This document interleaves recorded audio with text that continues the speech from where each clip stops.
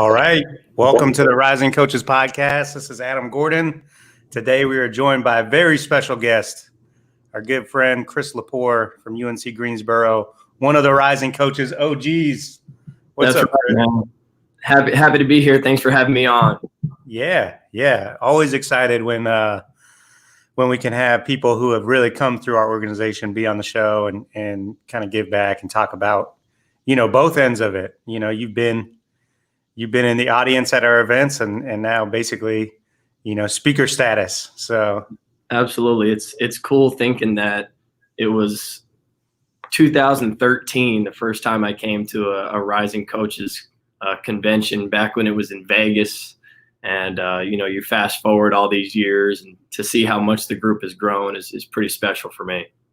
All right, let's go down that road. Set the stage for us a little bit. 2013, you're a manager at this time, right? Manager, that's right. Were you going into your senior year? I feel like you were young, or were you just finished?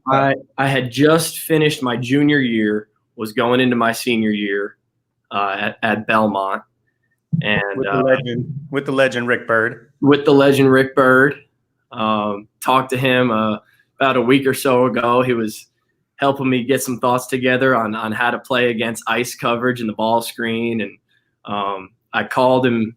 I left a message for him on Thursday, and when I talked to him on Friday, he had a whole page of notes for me before we even got on the call. So he still has the bug and the itch, and one of the greatest basketball minds I've ever been around. So that was cool for me. But yeah, 2013, the convention in Vegas. We need to get it back there, by the way. For sure. That was fun, getting introduced to you and Andy Farrell and Gus Fraley and those guys who are, three of my best friends still in this industry, and to see how, everybody who was there at that time, where they're at now is pretty cool. All those guys still core members of the group. And, we've all been fortunate to be a part of some great programs, and to see our careers move in a positive direction has been really cool. Do you remember, I know this was a while ago, but do you remember I guess number one, how you even found out about it? And number two, what your first impressions were upon getting to Vegas and checking in and all that? Yeah, sure. I mean, I was just hungry to learn. I knew I was going into my senior year. I knew that I wanted to do this long term. And I didn't really know what that meant, what that looked like. It was at that convention that I learned what it meant. Hey, there's a position for graduate assistants, and then there's D2 assistants, D3 assistants, ops positions. I was pretty clueless on how the whole process worked. I was a junior in college, and so it was super informative. I think I found out about it through a summer camp I worked at the University of Tennessee. One of those guys attended and sent me some info about it. But now you can't get on Twitter without hearing about Rising Coaches. We're all over the place. But at that time, it was word of mouth primarily. And I can remember some of the speakers. I specifically remember Rob Eson, who most recently was at UAB. He was an assistant at the time. And, he was so young, and he had already had this journey where, he was an assistant at Maryland and an assistant at UAB, and he was sharing some of his experiences. And I just felt like the speakers were so down to earth. They weren't giving us some cookie cutter message. Everybody was pretty honest. And that was really refreshing to me to know that, there's genuine people in this profession, and so many people were willing to share their journey and how they got there. And, that's still the core of this organization today. So I'm still just as fired up today as I was 7 years ago to be a part of it. Yeah, that's awesome. I love it. So you're a manager at Belmont. Did you know, going into college, that you wanted to coach? Not really. My high school basketball coach, I was a decent high school basketball player. I wasn't quite a McDonald's All-American. My high school coach, he changed schools going into my senior year, which I was kind of bummed about. But when I graduated, he was like, hey, I always thought you'd be a great coach. If you want to coach my JV team and my freshman team, have at it. And I was like, Okay, I think I can give that a try. And man, as soon as I stepped in the gym, as soon as I got on the sidelines for the first time, I was like, wow, this is what I want to do. And so I made sure my major was secondary education, and I thought I'm going to be a high school coach for sure. And I loved it. I did that for 2 seasons, coaching high school while I was taking classes at Belmont. And Belmont actually started recruiting one of our players, and I got to know the staff really well. And that was when I learned about the manager position. And so I did that for my second 2 years of college at Belmont. And my first exposure to college basketball, we went to the NCAA tournament that first year, had an NBA player, Ian Clark, on our roster. And so, I always share that I was pretty spoiled. First year in college basketball, you're part of a team that wins 30 games and goes dancing. I was like, this is the best thing ever. And I knew in that moment that I wanted to be at the college level, and was willing to learn and figure out how that was going to work for me. I hate to break it to you, Chris, but you're still pretty spoiled with all the success you've had at UNC Greensboro as well. That's true. I have been very fortunate, and I agree with you. I have been pretty spoiled. All right. So I was super fortunate too. Like, I was a manager for a legend in Richard Schmidt, and just like a wealth of knowledge at University of Tampa. Every day in practice, you could learn something new. However, because I was, like a 20-year-old slapdick, I was like paying attention half the time, maybe. Right. Was it a similar experience? I mean, you're there with Rick Byrd, a Hall of Famer. Were you like, at that age, were you aware enough to know that like I need to be locked in every second, or were you just like every other, 20-year-old going in and out of focus? If I knew then what I knew now, I would have kept a notepad in my pocket and wrote down everything he said. Right. I was definitely more like you. I was just like, man, I just can't wait for the drills where I get to rebound. Like I just want to get to the fun parts where we're scrimmaging, and there's some action, and I can wipe some sweat or set a screen in a drill. Right. But in retrospect, man, there were so many gems that I picked up just being in the gym. Whether I was paying attention or not, I was super fortunate, and learned a ton day to day. And it's been really cool for me coming here. Coach Byrd was in his 60s and had won 600 games, and it was a well-oiled machine, and they were just winning and winning and winning and winning. And when I got here with Coach Miller, who was had just turned 30 years old, and it was a total rebuild. It was night and day in terms of old school versus new school, and so I got to really see something totally different. And I always recommend that to young guys in the profession. Like, it really, really benefits you to see something different than what you're used to. Drastic differences in the type of players we recruit and the areas we recruit and how we structure things day to day. And so that was pretty cool for me when I got here to see something totally new. Yeah, for sure. That's a good point. I'm glad you brought it up, because so many people, especially early in their profession, they're very comfortable at a spot. And especially like you were with a legend. Right. And of course he's retired now, but like, if the opportunity were there to stay for 15 years, it'd be pretty tempting to do that. Life is pretty good at Belmont. You're in Nashville. The campus is by far the nicest in the OVC. Should not be in that conference, by the way. For real, like, no disrespect to the other OVC teams, but my analogy to this is like, because I coached at SEMO. Right.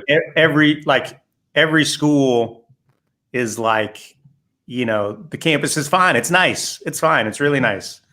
Right. But it's like going from like, just in terms of campus, like setup. Sure, for sure. I'm going to piss some people off by saying this, but I don't care. It's like being at a junior college, and then you go to Belmont. It's like being on Duke's campus. It's just like, there's big elaborate buildings. The lawns are nicely manicured.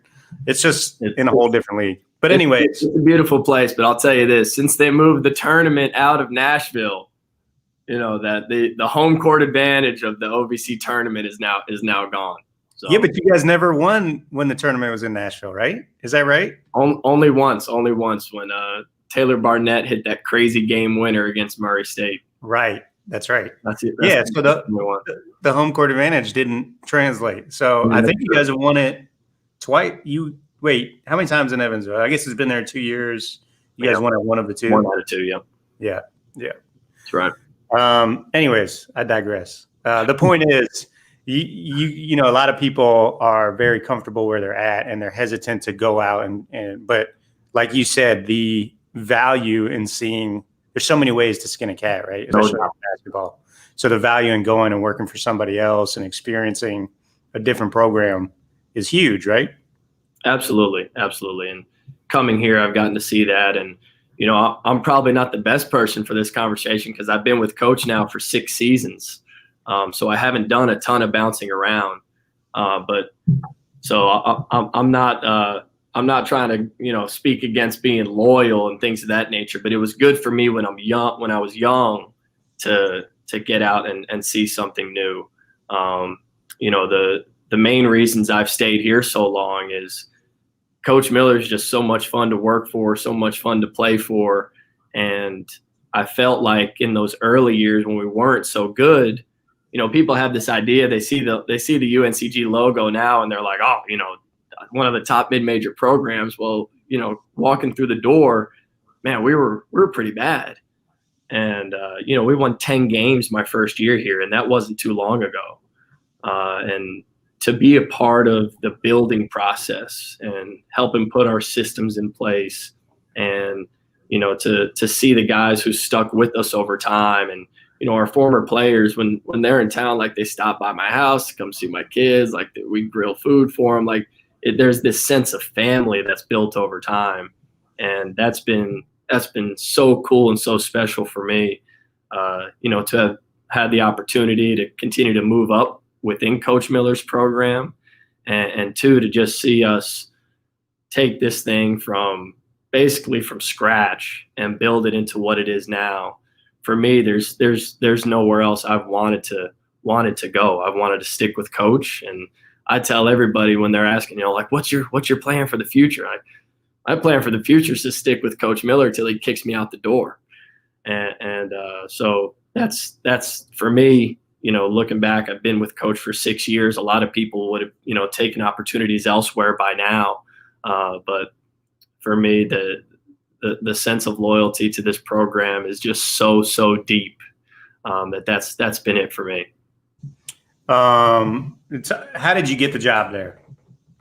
Totally random. I had no connection to the program whatsoever. So for you young guys out there that are looking, don't believe the lie of you have to know somebody to get the gig. Like, this was totally organic. I worked Belmont camp my senior year with a guy who ended up getting a GA position here. So while I was a senior, he was a GA here, and he had the opportunity to get the ops job, but the condition on that was he had to have a new GA lined up to fill his spot. And so he was calling me, and I was like, at the time I was like, you know, man, I kind of want to stay at Belmont, or, you know, maybe one of these other local schools here in Tennessee. And he was like, well, I set up an interview for you and Coach Miller, so you better be there.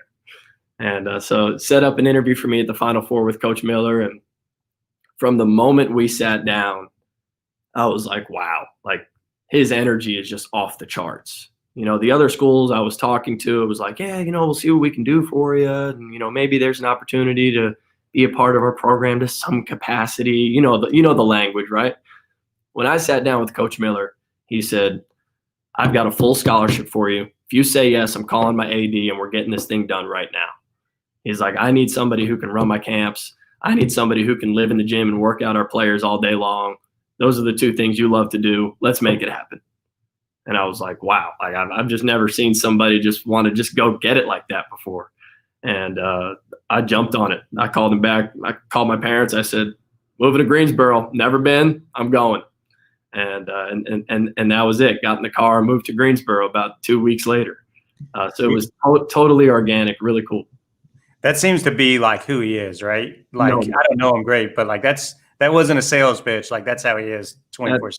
That is how he is 24/7. And I tell people all the time, like, to be in our program, whether you're a player, a manager, full-time assistant, whatever your role is, every day you're just trying to match his intensity, because he is bringing it every day. He has that same attitude that he had in my graduate assistant interview towards everything in our program, whether it's something as small as what are we doing for the team meal tonight, or planning practice, or in a recruiting meeting. He just wants to go. He is go 24/7. He has the ultimate basketball bug, and it's fun because every day you got to bring it. We're all just trying to get to his level of intensity, and that's helped me grow, because there are some days you're tired now, and I swear he's some kind of robot, man. He's got batteries that don't lose power. He's ready to go, and so if you come in the gym and you're yawning, man, it's not going to go well for you today. You got to walk in the gym with some pep in your step and some energy, because coach is ready to go. That's how he was as a player too. I don't know. You probably don't remember him. Oh, of course. Is that before your time, Chris? No, you're pretty young. How old are you? I'm a young guy. I'm 28. Oh, you're super young. I know it. But actually, as a kid, his 2005 national championship team, I mean, I was a teenager at the time, and I was like, yo, look at this little white dude banging threes out there. Like, that gave me hope. I can do it. He's out there. He's in the starting five with like 4 NBA players. And, it gave guys like me hope. So I still mess with him to this day. That he was motivating me as a middle schooler, high schooler. And that's why, I mean, for any players that are listening or whatever, that's why it's one thing to be a shooter, which obviously he was a great shooter, but he had that energy and that intensity and that scrappiness to him.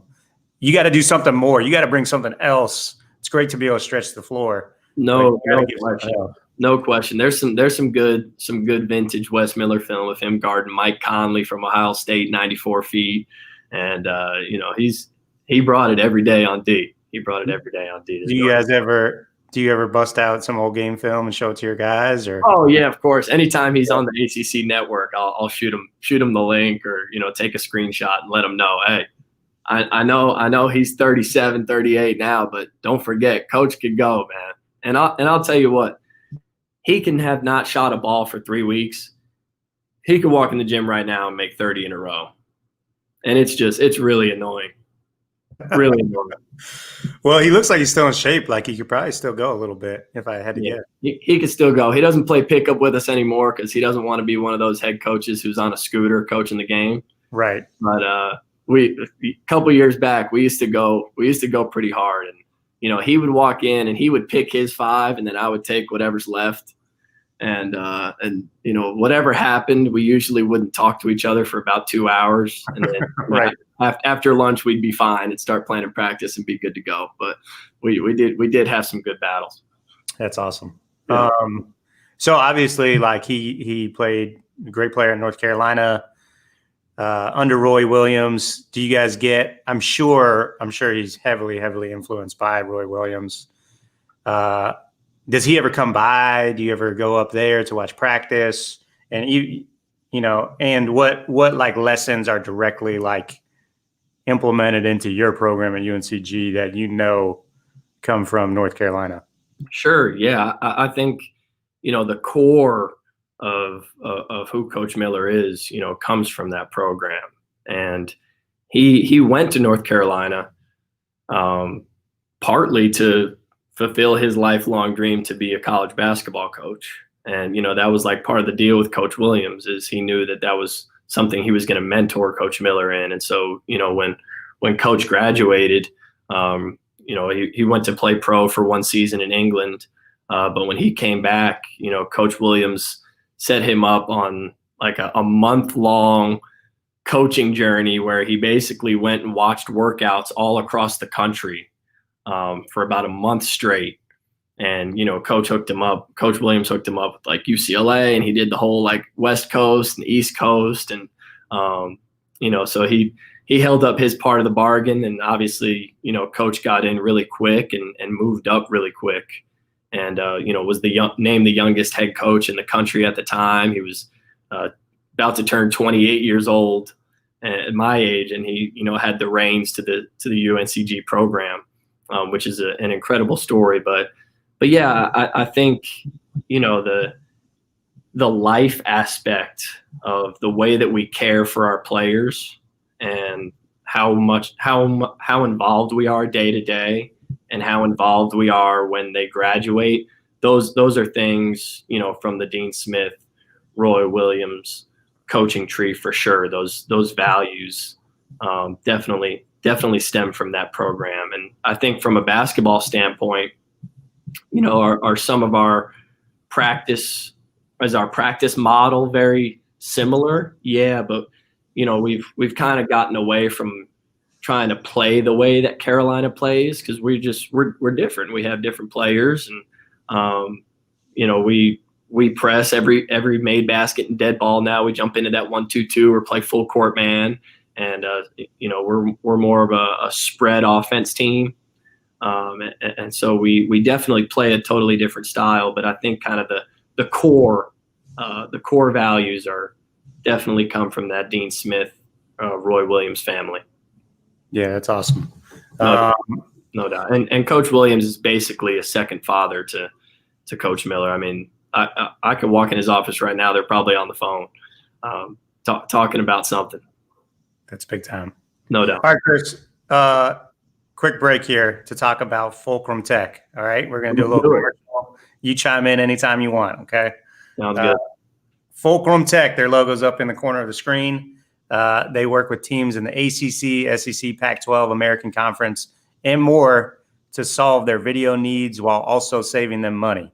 Okay, so Angles is the video editing software. Every program in the country's got some sort of video editing software. You're cutting up film constantly. Chris, you probably have cut up more film in your 10 years of coaching or whatever than anybody, going from manager to GA to ops to assistant.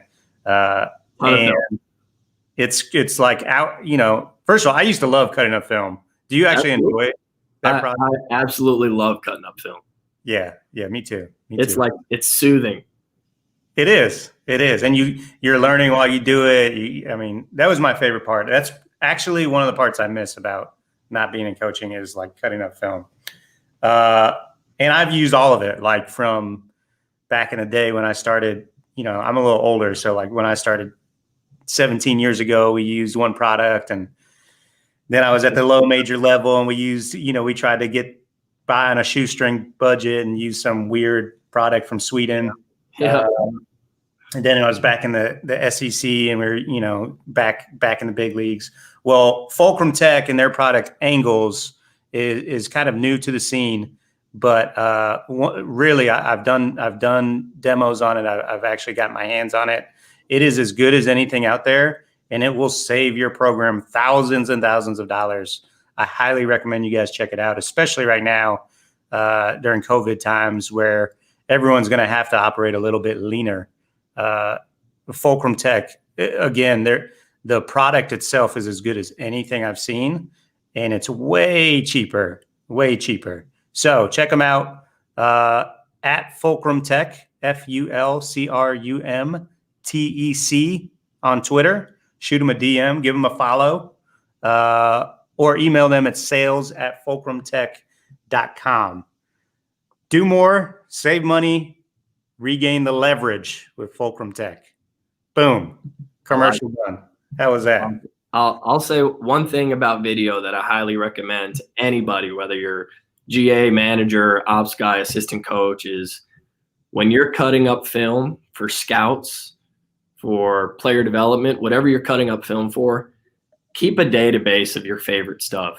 I've got a database that I've kept from my time as a manager, and I have tons and tons of clips in there.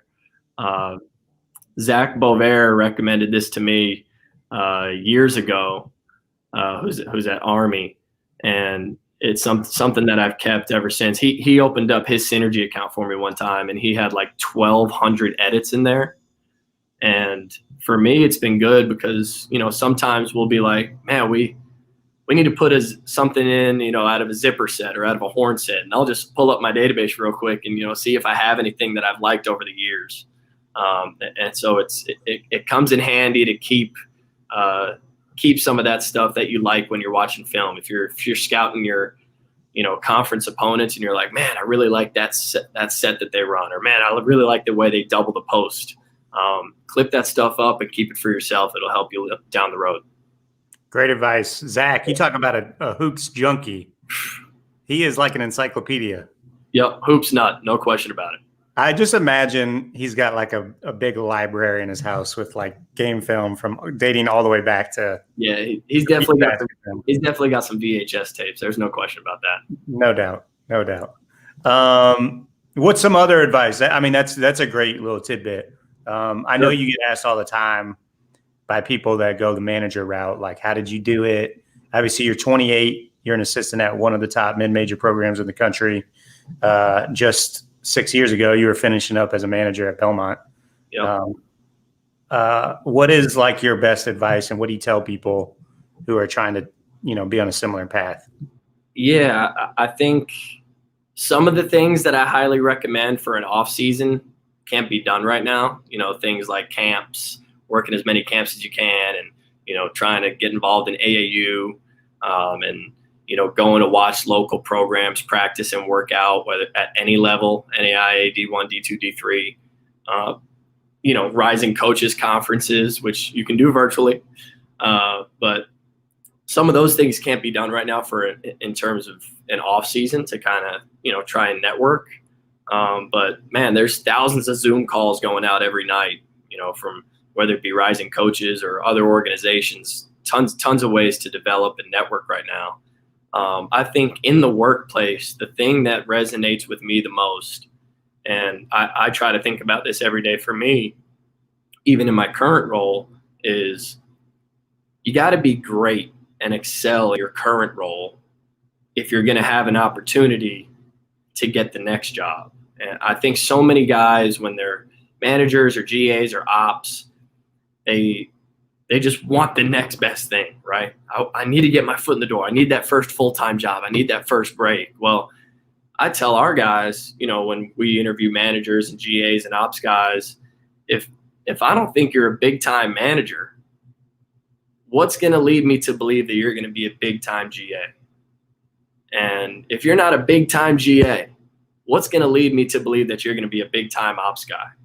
And so now for me, I take that advice. It's like, man, like if my boss doesn't think that I'm a big time assistant coach, or my athletic director doesn't think I'm a big time assistant coach, like what reason do they have to think that I'd be a big time head coach? And so I always say, worry less about when that next job is going to come and how that next job is going to come, and just worry about crushing your current role.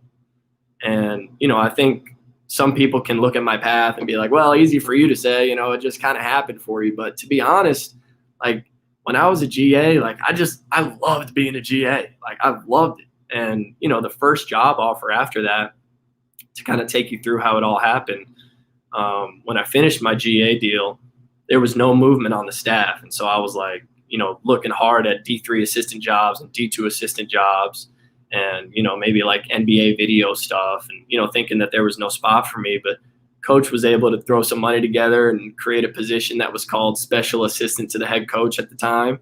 And, I don't even remember what the money was, but you can imagine, as the second administrative position, it wasn't like I signed up for, $100,000 job.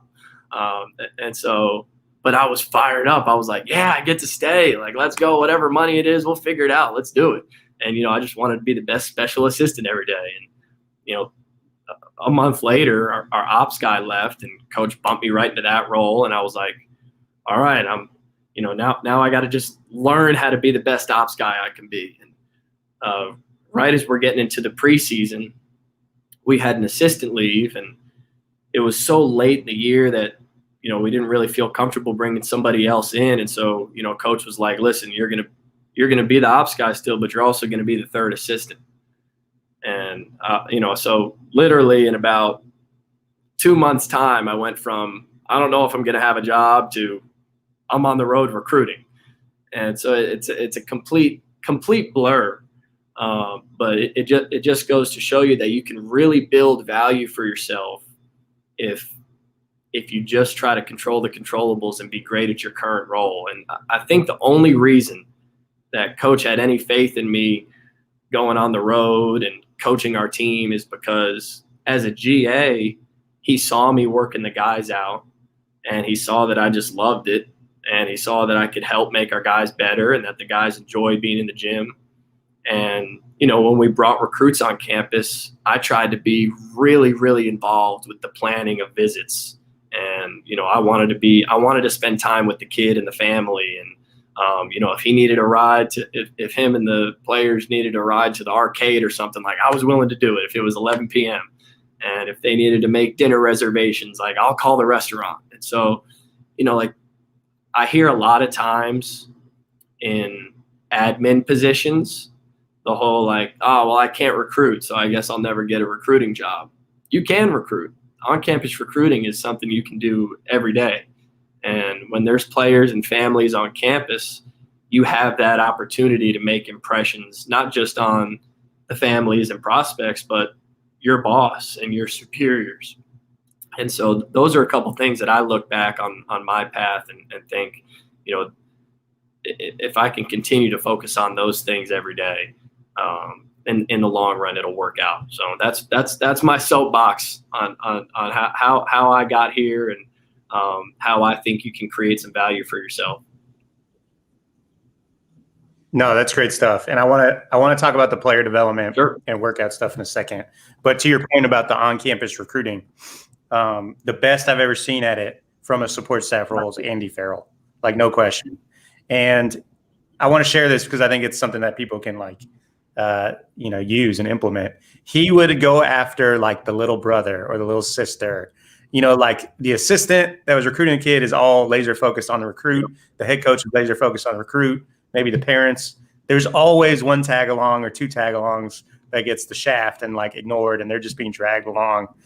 Andy was great at like identifying, okay, here's the best friend that's like just bored, or here's the little brother. No matter if they were like 4 years old, he was going to get on their level and make sure they had a great visit, which I feel like you don't see enough of that. And that was it got to the point where like that was a huge asset. And anytime an assistant brought a recruit on campus, they were like, Andy, I need you. Like they're bringing their little sister. Like, I need you to entertain a little sister. And that's, it got to the point where like we couldn't do a visit without him.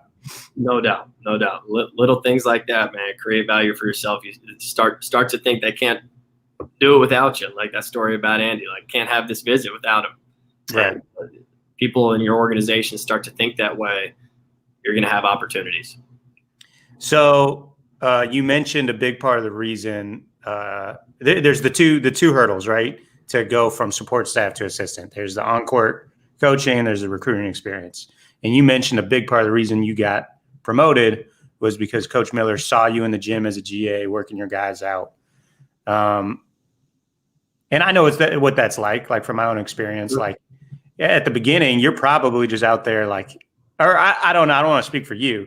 You came from a great program in Belmont. But again, like we talked about, like half the time I was a manager, my head was in the clouds. And then I get thrown into like an assistant position and I'm actually expected to like get the guys better. And I'm just like throwing random drills out there and making shit up, and it took me a while to develop my, player development.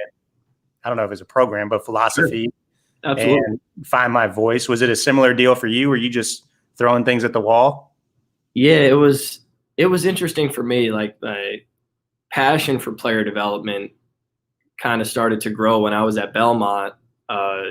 Drew Hanlon was there, and as a player, Drew was building what he has now with pure sweat. Like a lot of people don't realize that. Like Drew had a 500-page book as a junior, senior in high school, which was his business model for pure sweat. As a junior and senior in college, he had a 500-page book. Like it's mind blowing to me even just talking about it because like a 3-page paper burnt me out when I was in college, and this dude had a 500 page business model. But he was working tons of dudes out all the time. He was working out Vanderbilt's players and Lipscomb's players and our players, and while he's playing on our team, while he's the starting point guard for our team. And if he needed a rebounder, like, I was there. Like, if he needed somebody to work the camera, like, I was all over it.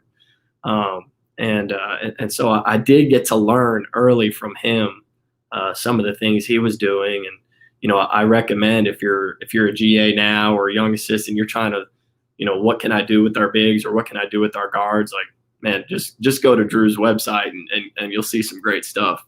But yeah, it was a lot of YouTube videos for me. Like, what does the NBA do during the off season? Like, what do these NBA guys work on? What do the pre-draft workouts look like? And it sounds a lot better when we're running back and forth around a cone shooting threes, and I'm like, this is what Dame Lillard was doing last week, rather than this is what I just made up when I rolled out of bed, Right. and got in the shower this morning. So definitely was a lot of research, a lot of trial and error. But man, those are the fun times right there. That's why it's part of the reason we do it, man, is for those times in the gym, those late nights, the one-on-one player development stuff. It's what gets us out of bed every morning. Yeah, no question. And then the other hurdle is the recruiting piece.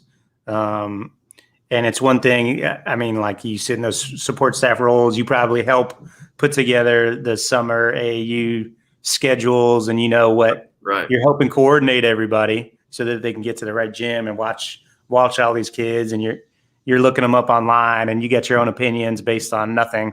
Sure. And you get thrown out there, and it's like, there's not much like training for that, unless it happens within your staff. But like, what was that experience like, just finally getting that promotion and you're on the road and just trying to figure it out? Yeah, sure. I think number one is when you're in those admin roles, and like, you got to find a way to be a part of it. And whether that's sitting in on recruiting meetings and just signing up to be the note taker, or, being the guy who handles the database, or, being the guy who helps organize the visits, or, be the guy who puts together the AAU schedules. Like, I still do a lot of that because I learned how important it was when I was a GA, when I was, in the admin roles. Like, we need that stuff to operate at a high level, and it's got to be super organized and super tight. And so I still handle a lot of that stuff today. And, for me, it's fun. And to your question of what it felt like when I first had the opportunity to get on the road, I mean, I was like totally clueless on how it all works when it seems like, oh yeah, you just, you go to this court, you watch this kid, go to that court. I mean, I'm typing up the schedule. This is easy. You get out there and it's like, wow, this is a lot. You got about, a list of like 30 people you need to call now. And it's already 9 p.m. and it's just like, how will I ever get through all this? How will I ever get good enough to figure this out? And one thing I did my first year on the road, and I definitely recommend this for anybody getting their feet wet in recruiting, is I started a call log, and I still have the spreadsheet. I could send it to you. But every time I made a call, text doesn't count, has to be a phone call, I would log it. So, if today's date is August 19th, at night, I'm going to go through my call log and, okay, I talked to so-and-so high school coach. Here's a note of what we discussed. Okay, I talked to his top 2022 kid that's a point guard. All right, here's a couple notes that we discussed. And then what I learned is, because I had no recruiting connections, right? Like, I didn't, my uncle is not some like big time AAU tournament director. Like, I didn't have any connections, any plug. And so, why Coach Miller gave me the job, I don't know. But all I knew is I was going to try really hard. And so what I learned was my goal was I had to make 5 calls a day at minimum. And I would make those 5 calls. And then from those 5 calls, I had 10 new calls to make, because the kid told me, hey, coach, it's also important that you talk to my parents. Here's my mom's cell phone number and my dad's cell phone number. And then I'd talk to the parents and they'd say, well, coach, it would probably be really important if you talk to his trainer. Here's his number. And then, I'd talk to the trainer and he's got some kid in a different class in a different state that he wants me to call. And so all of a sudden you made 5. Well, now you got 10 more to make tomorrow just off of those 5. And so the work starts to do itself for you. If you can stay really organized. And it was also helpful for me because I'd be like, oh, I feel like I haven't talked to our top point guard recruit in a couple days. And I'd look back and say, oh, shoot, it's Friday. I haven't talked to him since Monday. I need to hit him up. And so I still do some of that today, but it was super helpful for me day one to have something to go back to every day. So it's an Excel sheet, I'm assuming. Like, what are the columns? You got like name? Man, I'll tell you what, it didn't have a lot of colors. It didn't have a lot of tabs. It was just the date, who I talked to, and 1 or 2 bullet points. Kept it really simple. Yep. It definitely doesn't look like the CEO from Microsoft created the document, but it got the job done. And my goal was I think 2,000 calls in 365 days, and I think I met the goal. I think I was at like 2,100 when it was all said and done. So that's awesome. Met a ton of people, and fast forward 4 years, and have continued to build a lot of those relationships. And obviously, we all know recruiting is as much relationship building as anything. So that's been super important. But I've been really fortunate. Some of the guys that I've worked with here have just totally taken me under their wing and helped me with the ins and outs of recruiting. The 2 guys I work with now, Andre Gray and Kyle Bankhead, who have been doing it for a long time, they always have a good piece of advice for me. Andre Morgan and Dwayne Simpkins. Dwayne is now at George Mason, and Coach Morgan's at Middle Tennessee. They've helped me a ton. Mike Roberts, who's an assistant at Indiana right now, has helped me a ton. And so, I always look at it as like, man, I'm working with some big time studs. Like, I better get everything I can out of these guys while they're still here, because all those dudes are going to be head coaches soon. And then it's going to be a lot harder for them to pick up the phone when I call, because they're going to be so busy. So I've had some really, really great mentors in my time here. And everything I know is, credit to those guys giving me chances, giving me time to learn, and sharing their experiences with me. Yeah, you've certainly been around some great people, some great basketball minds and coaches, but more importantly, like you said, some great people. No doubt. Mike Roberts, claim to fame is that he still holds the record for most profanity used in a rising coaches seminar. He self-proclaims that, but there's no way that that's accurate, because Kevin O'Neal, there's no way anyone's ever going to top Kevin O'Neal's tirade the first year, which was amazing. The very first thing he said was, turn those fucking cameras off. And then after that, you can just imagine what ensued for the next 45 minutes. So sorry, Mike, we love you. You are one of the best ever, but no way you're topping Kevin O'Neal. I love it. All right. Well, that leads me to my next question, Chris, is, you talk about how you organize your recruiting, your kind of introduction to it. And now, like you said, 4 years later, now you guys are signing, amazing prospects that, whether they're highly rated or not, are leading you guys to tremendous success. Sure. Unprecedented success at your school and in your conference. Recruiting all comes down to what? What I've learned is, more than anything, you can do a great job over the phone. You can do a great job with the families. You can do a great job with their coaches, with the people that matter. But when they get here, they have to feel it for themselves. And ultimately, I think that's what it comes down to. And what I've learned is all those behind the scenes work that we've done, and all the times I've had Coach Miller call a kid, or their families, all that stuff. Man, our players and our program ultimately is going to be the decision. And when you have guys like Isaiah Miller, who's a senior now. And, guys that we've had in the past, like Francis Alonso and that 2018 class that went to the NCAA tournament, Marvin Smith and Jordy Kuiper. And, being around those guys and the families, the prospect, when they get to campus, they've got to feel everything that we've told them over the past, year or two, 6 months, however long we've been recruiting them.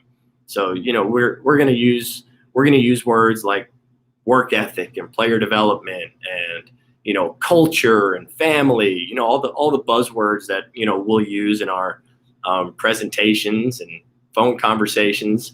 Well, they've got to come here and feel that. And so, I always laugh. I'm like, I don't think I'm actually ever going to sign a player. I think it's Isaiah Miller and Francis Alonso and, Jordy Kuiper and the Langley twins. Now they're the ones who should get the credit for signing guys. Cause when they get here, they have to feel it for themselves. And if they don't get the vibe that the culture is great, then what is us saying it have anything to do? So we always say, don't take our word for it. Ask the players. Ask them if we care about them deeply. Ask them if we're in the gym, maximizing every hour, minute, and second that we have. Ask the players how, if we actually check classes. And so we really, at the end of the day, we really value that in-person connection. When they get here, feel it for themselves, because we don't want them to just take us at our word. We want them to come and feel it. I love it. Yep. I love it. No doubt. Flashing we're getting some comments on the on social media, so flashing it up there. Coach Mike with a shout out. Chris, last thing. What advice would you give just to anybody who, no matter where they're at in their career, could be like a 20-year vet, could be just getting into it, trying to get their foot in the door. What do you think is the most important thing that you've learned or that you would tell, another coach? Yeah, I think for me that the biggest thing that I'd share with anybody is evaluate yourself in your current role. And, sure, I want to be a head coach one day. And I have to look in the mirror every day and say, well, am I a big time assistant? And, when I was a GA, am I a big time GA? Like, do they have any reason to think that I'll be a great ops guy when I'm in that role? Do they have any reason to think that I'll be a big time assistant? For me, that's the thing I'm always coming back to, for myself. And I think, going along with that, another piece for me is just always be hungry to learn. I think it's really easy to think you've got things figured out or think, okay, I'm comfortable where I'm at. I try to wear our guys out, like Coach Bankhead, who, recruits prep school in Europe at a crazy level and, has been an assistant for over 10 years and, is so good on the floor. Like I'm always wearing him out. Like, what are we going to do for this drill? Like, tell me what you're thinking. And, I'm wearing him out every day. And then, Coach Gray, who's been in North Carolina for 20 years and, has signed 1 million kids. I'm like, hey man, like I had this conversation with the recruit last night, like what's the next step? Like, what should I do now? What should I do now? I'm wearing him out and, Coach Miller's the best because you open a can of worms with him. He can talk all day about hoops. And so him, I might not be wearing out yet. Cause like I said, his batteries don't lose power. But I think just staying hungry to learn. I don't ever want to lose that because there's so many people to learn from. Even our GAs and like our ops guy is unbelievable with video. I talked about keeping a database. He has a YouTube page. His name's Tom Tankowitz and played at Western Carolina, has been with us for 4 years. And he's got a YouTube page that like documents every one of our games, bunch of edits in there. Like if a recruit texts me and says, hey coach, do you have any clips of, Isaiah Miller you can send me? I just go to Tom's YouTube page and pull it up and send him the link. And so he doesn't know it, but he's recruiting every day because when I'm recruiting, I'm going to his YouTube page. I don't have a YouTube page. So a good lesson, from our ops guy, I tell him all the time, like, his day is coming sooner than later, and he's going to be ready. So those are the two things: hungry to learn and evaluate yourself on your current role every day. Yeah, and I do want to point out, you do a great job of bringing people along. You really seem to put time into like paying it forward, helping people who are trying to get into the business, break through, meet some people. You're very inclusive. We talk to our players all the time, like, hey, if you're going to get to the gym, bring someone with you. You really do a great job of bringing people along the journey with you. Absolutely. And, I think a lot of that is credit to you guys. When I'm, I'll have a random email. Hey, coach, saw your presentation. Would you mind hopping on the phone for 5 minutes? Like there's a lot of that. But, I remember, you and Andy and Gus, like taking the time to walk me through things. I'm calling you. This is the funny story. I'll leave you on this, but I got put in charge of the first ever Spartan Madness, right? Like our Midnight Madness. We had never had one here at the school before, but one of our seniors, Deontay Baldwin from Greensboro, was like, we got to have one. It's my senior year. Like, I'm going out with a bang. And that was also the year we finally turned the corner and won 25 games and made our first postseason. So he was on to something, but I got in charge of it. And so I'm calling, hey, man, I need all the notes from your Midnight Madness at SEMO. I'm calling you. I'm calling Andy. I need all your notes from your Midnight Madness at Longwood. And, I'm calling Gus. Tell me what you did Midnight Madness at Tennessee Tech. And you guys were probably like, man, who is this dude? You guys took the time, sent me everything. And, we're still having that. We're still having that event now. It's like one of the biggest things we do around homecoming weekend. So I always think about those conversations when people reach out to me, because I'm like, someone really took the time to mentor me and help me. And, it's on me now to continue to pass that torch. And I think that's what this Rising Coaches group's taught me more than anything. Yeah, well, that's awesome, man. And the most rewarding thing about Rising Coaches is seeing all the people come through the program, come through our organization and watch their progression, and to see you go from showing up as a 21-year-old, barely being able to get into the bar as a manager at Belmont to now being an assistant at UNC Greensboro, and all the success you guys have had is really awesome to see. So, and it's all a testament to you and your hard work and your character and, your personality. So congrats, man. It's been fun to watch, and we look forward to seeing what's next, what's in store for Chris Lepore. No doubt. Well, I appreciate it, man. It's been really fun. When I think about getting here in our first season, winning 10 games, and now you fast forward and we won 104 games in 4 years, which is about 26 wins a year.